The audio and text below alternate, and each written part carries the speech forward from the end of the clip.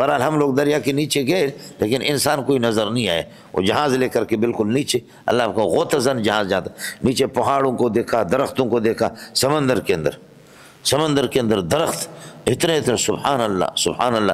جیسے کہ یہ اعتراض ہمارا، حالانکہ پانی کے اندر، پانی جہاں پر ڈبو دے درختوں کو، درخت تو نہیں ہوتے، اتنے بڑے درخت دیکھے، سمجھے. اور اسی طریقے پر یہ کہ کیا اس پہاڑ کے اندر ایسے رہائش کے کچھ نظر آ رہے تھے، پتہ نہیں کیا ہے وہ، یوں سمجھیے کہ کیا تھا، یعنی پتھروں کے اندر اس طرح جیسے کمرہ نما بنے ہوئے تھے سمندر کے نیچے.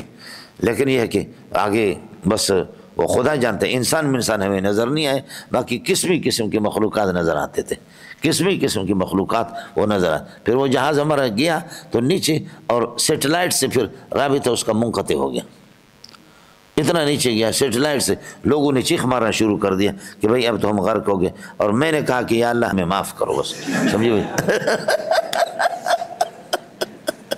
مولوی عائد الرحمن میرے ساتھ تھے، اب پتہ نہیں اس کا کیا حال ہو گیا، خدا جانتا ہے. سمجھ شریف میں ہر ایک کو اپنی فکر لگی ہوئی تھی، یفر المرء من اخیہ و امیہ و ابیہ، سمجھ شریف میں.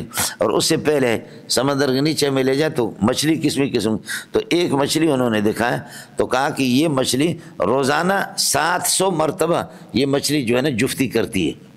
مچھلی دوسری مچھلی کے ساتھ، اپنے مادے کے ساتھ 700 مرتبہ جفتی کرتی.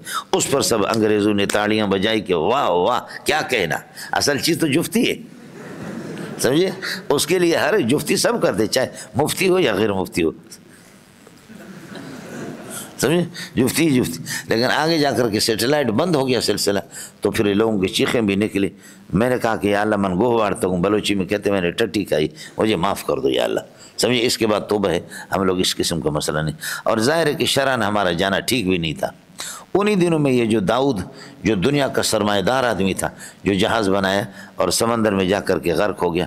جہاز جنہوں نے بنا کر اربوں خربوں ڈالروں کے بنا کر کے جنہوں نے جس کمپنی دی تھی، اور اس کمپنی نے کہا کہ یہ جہاز یہ جہاں بھی جائے اس کو خدا نہیں توڑ سکتا، دریا اس کا کیا نقصان کرے.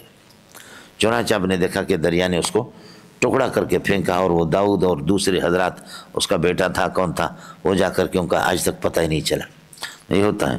تو ہم بھی انہی دنوں میں گئے. میں نے کہا یا اللہ میں گوہ وارتا ہوں، بلوچی میں گئے. پٹھانی میں کیا کہتے ہیں، غول کھوڑو. ہاں وہی غول ہے. اللہ غول میں کھایا، مجھے معاف کرو.